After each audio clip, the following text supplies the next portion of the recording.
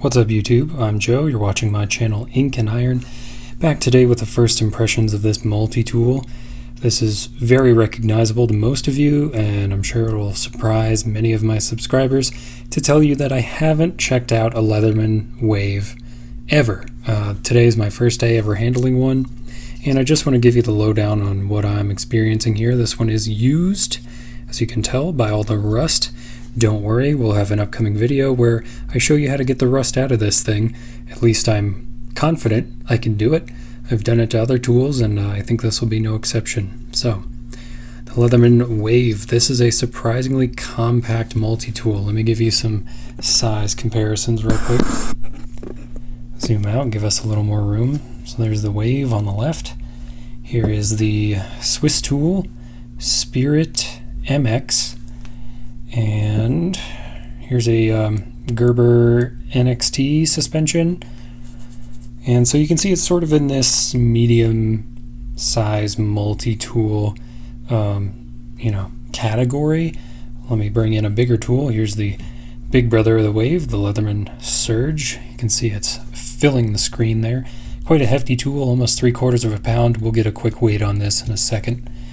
And, let's bring in something really big. Here's another upcoming tool on the channel, the Schrade Tough. This thing is surprisingly large and hefty. So, we'll be checking those out more later. But yeah, the Leatherman Wave, surprisingly compact. This one's well used, so we can kind of get a sense of how this finish is held up. The brushed steel has worn pretty well. There's some light scratches, but I don't see a whole lot of gouges. So I think that's pretty good. The action is actually decent considering how much rust you can see on all these pivot points.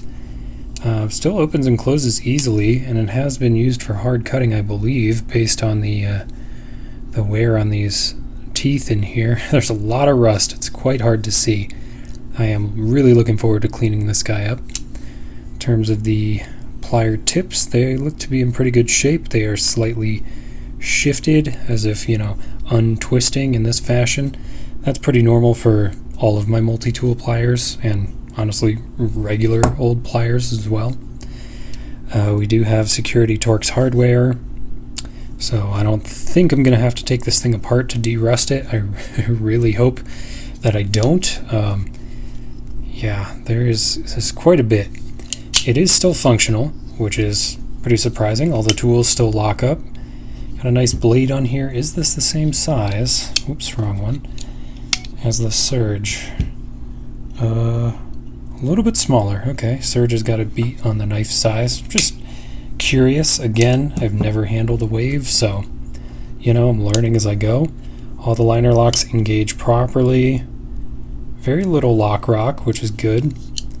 My Surge is a little bit looser than this thing is, but I've also taken my Surge apart. Here's the serrated blade. Serrations held up fine. Steel did not hold up fine. I have no idea what this thing was exposed to, so if you're like, what did you do? I didn't do anything. It came from eBay like this. Here's the diamond file, double cut side, and the metal saw on this edge. Looks like the grit is mostly intact. We just need to get rid of this rust, so that's a good sign. And what do we got? Saw. Yeah, Leatherman saw. Works okay. Better for green wood than hardwood in my experience, but we'll do a whole comparison video about saws at some point. I have a series going on, can openers, bottle openers. I'm going to do pliers eventually, scissors, so we'll explore all those. Very much like the Surge, we have the ruler on the inside and some internal tools in the handles. Whew. Yeah, there's your large flathead driver. This is a cool one. This is a micro driver. Has tiny Phillips and a tiny flathead. I have not tried to pull this out, and I don't think I will until I de-rust it, because it looks pretty well frozen in place with the rust. So I'm going to de-rust this tool, and then we'll get a better look at this micro driver, see how it held up. Right, this is just part of the scissors. I do like the scissors design on here. Let me actually lock it out. They feel pretty sharp, so I'm trying to be kind of careful. This side really took the brunt of a lot of rust, but This is nice. When you add a little bit of meat onto the scissor where you depress it with your thumb, it makes it much more comfortable to use. And then you're using, yeah, about 80% of your cutting length, so that's nice. Looking forward to giving that a real shot. You do have to fold them up like this and tuck them away. On the other side here, we've got little switchable Phillips and flathead bits with the proprietary Leatherman bit style. I'm just going to leave this in here when I derust this tool, and hopefully it, you know, gets derusted in the process as well. That would be nice. And here's your can opener and wire stripper. I have not done a wire stripper test yet, but I hope to eventually. I did do a can opener test using this can opener, so I know this design works really well and cuts surprisingly clean, so nice to see that in here. Any tools that I'm, you know, missing here in terms of my preferences? Not really. I kind of wish the file were removable, like the you know, the style on the Surge here. But, you know, this is a pretty big holder for such tools, you know, those Bosch T-shank style thing, you know, jigsaw blade style loader. So I don't know if you could fit this big girthy tool onto a more compact design like the Wave. But, you know, if you can, if you've modified it to let it do that, let me know in the comments. Oh, you know what? Let's check the pocket clip. This should be transferable. You just press down on the lock bar. There we go. And our big old gap on this side should fit the clip. And then I suppose I'll give you a shot in the pocket and we'll get out of here. Oh, we're going to take a weight though. We're going to do that. Alright, to press that, you're gonna get in here. I don't know if these are compatible. I just kind of assumed. Yeah. Oh, well, that's tighter than how it sits in the Surge. That's cool. Huh. Okay. Well, let's get a weight with it, with the clip on, since this is probably how I will be carrying it. Come on.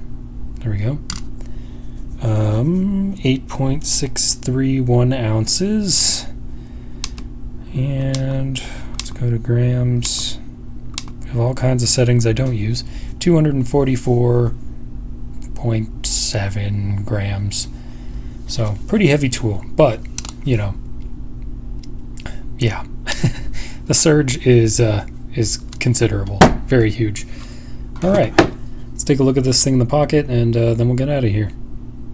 Here's your Leatherman Wave with the Surge/Wave clip installed. That's about where it wants to ride. It looks like it wants to go full depth, but in practice, not really. Sits almost flush with the top of a pocket. So if you're looking to pocket clip carry it, it's pretty good.